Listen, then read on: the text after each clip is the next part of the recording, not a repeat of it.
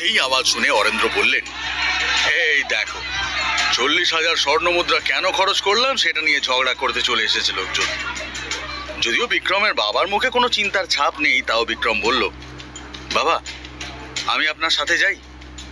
বিক্রমকে চিন্তা করতে দেখে অরেন্দ্র বললেন, না না বিক্রম, যা হবে আমি সামলে নেব। বিক্রমের বাবা ঝামেলা সামলাতে নিচে চলে গেলেন। এদিকে ঘরে গিয়ে বিক্রম অমৃতধারার শিশিটা সাবধানে রেখে দিল। খেয়াল করলো ঘরের কোনায় দেওয়ালের পিছনে কেউ একটা লুকিয়ে আছে। বিক্রম ছায়া দেখে লুকিয়ে থাকা মানুষটাকে চিনতে পেরে বলল, ইরা, তোর কি লুকিয়ে লুকিয়ে লোকের কথা শুনতে ভালো লাগে? বিক্রমের আওয়াজ শুনে ইরা দেওয়ালের পিছন থেকে সামনে চলে এলো। ইরা একটা চেয়ার টেনে খাটের পাশে বসে বিক্রমকে জিজ্ঞেস করলো, দুপুর থেকে তোকে কোথাও খুঁজে পাচ্ছিলাম না, তুই কাউকে কিছু না বলে কোথায় উধাও হয়ে গিয়েছিলি? বিক্রম ইরার থেকে চোখ সরিয়ে নিয়ে বলল, কই না তো, কোথাও যায়নি তো, একটু বাইরে বেড়াতে গিয়েছিলাম, একটু এদিক ওদিক হাঁটছিলাম আর কি। বিক্রমের জবাব দেওয়ার ভাব দেখে ইরার একটু সন্দেহ হলো। তারপর বিক্রমের জামার সুগন্ধ তার নাকে এলো। সে গন্ধ শুঁকতে শুঁকতে বলল, আচ্ছা বেড়াতে গিয়েছিলি ভালো কথা, কিন্তু আমাকে বলতো তোর গা থেকে মেয়েদের সুগন্ধির গন্ধ আসছে কেন? এই কথা শুনে বিক্রমের মুখ ফ্যাকাশে হয়ে গেল। সে হকচকিয়ে গিয়ে কাশতে শুরু করলো। তারপর কোনো মতে কাশি থামিয়ে বলল, কি বাজে বকছিস, আমার গা থেকে কেন মেয়েদের সুগন্ধির গন্ধ আসতে যাবে? বিক্রমের কথা শুনে ইরা এবার জোরে হেসে ফেলল। তারপরে কোনো মতে হাসি থামিয়ে বলল, হ্যাঁ রে, একটু আগে শুনলাম যে তুই জনকদলকে হারানোর কথা ভাবছিস। আমার কথা ভুলে যাস না কিন্তু। তোর যে কোনো দরকার হলে আমাকে অবশ্যই বলবি, বুঝলি? আমি সব সময় তোকে সাহায্য করতে চাই। এটা সত্যি যে ইরা সব সময় তাকে সাহায্য করার জন্য অনেক চেষ্টা করে। সে বিক্রমের জন্য সারা দিন চিন্তা করতে থাকে। বিক্রম ইরার চিন্তা দেখে হেসে ফেলল। তারপর এক দৃষ্টে ইরার সুন্দর মুখের দিকে চেয়ে রইল। ইরা বিক্রমকে জিজ্ঞেস করলো, এত মন দিয়ে কি দেখছিস? বিক্রম উত্তর দিল, কিছু না, তোর চোখে আমার জন্য কত চিন্তা রয়েছে সেটা দেখছি শুধু। ইরা বিক্রমকে বলল, আমার কি মনে হয় জানিস তো, ওই জনক দলের রিয়ার ট্রেনার আছে না, অধীরা, সেই রিয়ার মাথাটা খাচ্ছে। নইলে রিয়ার হঠাৎ এমন কথা মাথায় এলো কেন? আমি ওই ট্রেনারের নামে অনেক গল্প শুনেছি। সবাই বলে সে নাকি খুব ভালো ট্রেনার, কিন্তু আমার সেরকম কিছু মনে হয় না। ইরা এবার প্রজাপতির মতন ঘরের এখান থেকে ওখানে হাঁটতে হাঁটতে নানা রকম কথা বলছে। কিন্তু বিক্রম এতই ক্লান্ত ছিল যে সে ইরার কথা খুব একটা পাত্তা না দিয়ে বলল, ইরা, অনেক রাত হয়ে গেছে, তুই ঘরে গিয়ে ঘুমো, আমারও ঘুম পেয়েছে। ইরার ইচ্ছে না থাকলেও বিক্রমের কথা মেনে নিয়ে সে মাথা নাড়িয়ে হ্যাঁ বলল। তারপর একতলার দিকে পা বাড়ালো। ইরা নিজের ঘরের দিকে যেতে গিয়ে শুনল, সভাঘরে অমৃতধারা কিনতে গিয়ে অরেন্দ্র 40,000 স্বর্ণ মুদ্রা খরচ করেছে, সেই নিয়ে ঝামেলা হচ্ছে। ইরা ঝামেলা কেন হচ্ছে দেখতে গিয়ে বিক্রমের ঘর থেকে বেরিয়ে এলো। উপর থেকে এই ঝামেলার আওয়াজ শোনা যাচ্ছিল। সভাঘরের কাছে এসে দরজায় কান লাগিয়ে সে মন দিয়ে সবকিছু শুনল। সবকিছু মন দিয়ে শুনে বুঝে গেল অরেন্দ্র টাকা খরচ করা নিয়ে লোকজন বিরক্ত। ইরা মনে মনে বলল, ও আচ্ছা এই ব্যাপার, এই জন্য অরেন্দ্র আঙ্কেলকে এরা বিরক্ত করতে চলে এসেছে। সাথে সাথে ইরা নিজের হাত উপরে ওঠালো। সে হাত ঘুরিয়ে জাদু করলো, আর তার হাতে একটা পার্পল গোল্ড কার্ড যেন হাওয়ার ভিতর থেকে আবির্ভূত হলো। ওহান সাম্রাজ্যে এই কার্ডকে 1 লক্ষ স্বর্ণ মুদ্রার সমান দামি বলে মনে করা হয়। ইরা ওই আলোচনার দিকে আত্মবিশ্বাসী হয়ে এগিয়ে গেল। হাতে কার্ডটা নিয়ে সেটা দোলাতে দোলাতে সে সভাঘরের ভিতরে এলো। সাথে সাথে সভাঘরে উপস্থিত সবাই ওই কার্ডের দিকে তাকালো। সবাই এবার অবাক হয়ে ইরার দিকে তাকিয়ে থাকে। ইরা কি বলতে চায় সেটা শোনার জন্য সবাই অপেক্ষা করতে লাগলো। নিজের হাতে পার্পল গোল্ড কার্ড দোলাতে দোলাতে ইরা বলল, সবাই চুপ করুন, অরেন্দ্র আঙ্কেলকে কেউ আর একটা কথাও বলবেন না। আপনাদের সব প্রশ্নের উত্তর আমি নিয়ে এসেছি। এই নিন পার্পল গোল্ড কার্ড।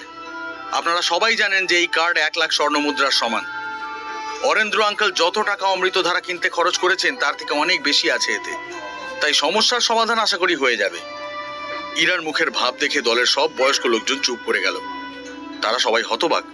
তারপর ইরা আবার বলতে শুরু করলো, আশা করছি আপনারা আর অরেন্দ্র আঙ্কেলকে বিরক্ত করবেন না। ইরা যা বলল তারপর আর কেউ কিচ্ছু বলতে পারলো না। ইরা তার পার্পল গোল্ড কার্ডের মাধ্যমে সেই সমস্ত লোকের গোলমালের জবাব দিয়েছিল। তারপর ইরা সেখান থেকে চলে গেল। সময় কেটে গেল। একদিন ভোরবেলা বনের সবুজ প্রান্তরের মধ্যে কারোর চিৎকারের আওয়াজ শোনা গেল। Octane blast! ঘন বনের মধ্যে এবড়ো খেবড়ো পাথর আর কাঁটা ঝোপের মধ্যে বিক্রমের প্রশিক্ষণ চলছে। শহর থেকে দূরে অনেক কাঁটা ভরা গাছগাছালি থাকা সত্ত্বেও বিক্রম শরীরের সব শক্তি দিয়ে প্রশিক্ষণ পূর্ণ উদ্যমে চলছে। বিক্রমের মধ্যে নতুন কিছু শেখার এই আগুন এর আগে কখনো দেখা যায়নি। সে চোখের পলকেই এখান থেকে ওখানে অদৃশ্য হয়ে যেতে পারছে। পরের মুহূর্তে প্রশিক্ষণ চলাকালীন বিক্রম নিজের গতি সামলাতে পারল না। হঠাৎ সে একখানা গাছের উপর ঝাঁপিয়ে পড়ল। তার কাঁধের সাথে একটা গাছের ধাক্কা লাগলো। তখন দেখা গেল গাছের মাঝখানে চড়চড় করে একটা ফাটল দেখা গেল। ধাক্কা লেগে গাছের একটা অংশ ভেঙে বিক্রমের উপর আছড়ে পড়তে যাচ্ছিল। বিক্রম কোনো রকমে নিজের পা সরিয়ে নিয়ে নিজেকে বাঁচালো। গাছটা দড়াম করে নিচে পড়ে ভেঙে চুরে গেল। গাছটা পড়ে যাওয়ার পর বিক্রমের মুখে হাসি ফুটে উঠল। আসলে সে অকটেন ব্লাস্ট পদ্ধতি ব্যবহার করছিল। নিলামের পর থেকে কেটে গেছে 3 মাস। এই 3 মাস সেই পদ্ধতির প্রশিক্ষণ করছিল। আজ এতদিন পরে সে সফল হতে পারল। আসলে অকটেন ব্লাস্ট ক্লাস 2 টেকনিক, কিন্তু এটি ক্লাস 2 এর একটি উচ্চ স্তরের বিদ্যা।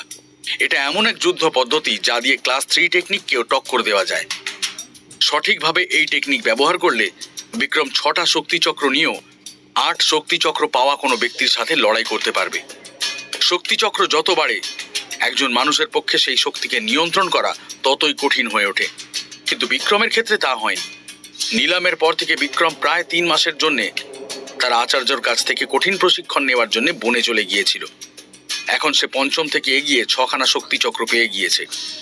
যদিও বিক্রম এবার একটা মাত্র শক্তিচক্র পেতে 3 মাস লাগিয়েছে। 4র্থ আর 5ম শক্তিচক্র পেতে তার মাত্র 2 মাস সময় লেগেছিল। ছোটবেলায় সে যে সময়ের ব্যবধানে শক্তিচক্র পাচ্ছিল, 3 বছর পরে আজ সে তার থেকেও অনেক দ্রুত শক্তিচক্র পাচ্ছে। বিক্রম নিজেকে নিয়ে সত্যি খুশি।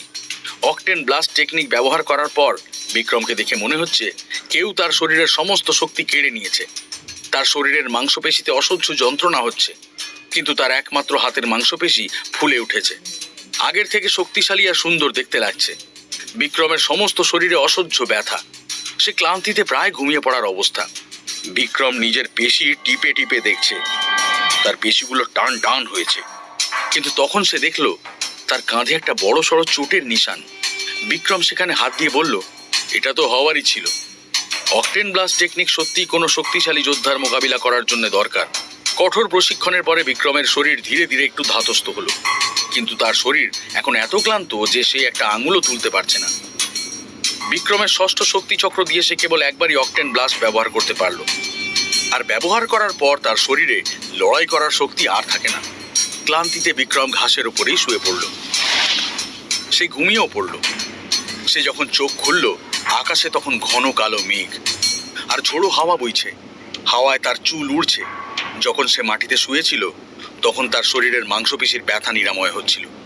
সে গত বেশ কিছুদিন অমৃতধারা যে পরিমাণে ব্যবহার করেছিল তার প্রভাব এখনো রয়ে গেছে। এখন তার শরীর আগের থেকে বেশি শক্তিশালী। বিক্রমের শরীর ধীরে ধীরে যেন প্রাণ ফিরে পেল। সে একটা দীর্ঘশ্বাস ছাড়তে ছাড়তে বিদুরকে জিজ্ঞেস করল, আচার্য, আমাকে 7ম শক্তিচক্র পাওয়ার জন্য আর কতদিন এই কঠিন প্রশিক্ষণের মধ্যে দিয়ে যেতে হবে? বিক্রম তাড়াতাড়ি 7ম শক্তিচক্র পেতে চাইছে, যাতে এবার সে সৌর্য দলের প্রাঙ্গণে অভ্যাস করতে পারে। সেখান থেকে বিক্রম কিছু জিনিস শিখতে চাইছে। যদিও সেখানে যেসব বিদ্যা শেখানো হয় তার অধিকাংশই লো লেভেলের, তাও সে ওই টেকনিক শিখতে চাইছে। বিদুর বিক্রমের পিছনে বড় পাথরের উপরে ধ্যানের মুদ্রায় বসেছিলেন। ঝোড়ো হাওয়া তার মুখে লাগতেই তিনি চোখ খুললেন। এত সুন্দর ঠান্ডা বাতাসে মন ভরে বড় বড় শ্বাস নিলেন। তিনি এই আবহাওয়া বেশ উপভোগ করছেন।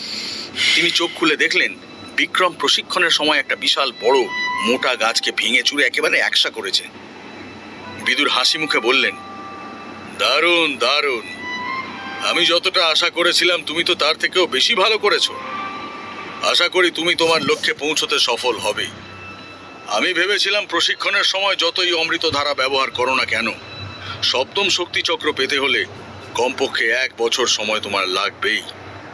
কিন্তু তুমি যেভাবে পরিশ্রম করছো, এভাবে চলতে থাকলে 2-3 মাসের মধ্যেই 7ম শক্তিচক্র পেয়ে যেতে পারো। আচার্যর মুখে এমন কথা শুনে বিক্রমের মুখ উজ্জ্বল হয়ে উঠল। এখন বিক্রম শুধু জানতে চায় তার শক্তি কমে যাওয়ায় তার নিজের দলেরই যেসব লোক তাকে নিয়ে হাসি ঠাট্টা করছিল, এবার তার শক্তি দেখে তারা কি বলবে। যখন তার বাগদত্তা রিয়া জনকের সাথে 3 বছর পরে তার লড়াই হবে, তা শুধু রিয়াকেই শিক্ষা দেবে না, এত বছর ধরে যারা উঠতে বসতে বিক্রমকে খোঁটা দিচ্ছিল তাদের মুখও বন্ধ হবে।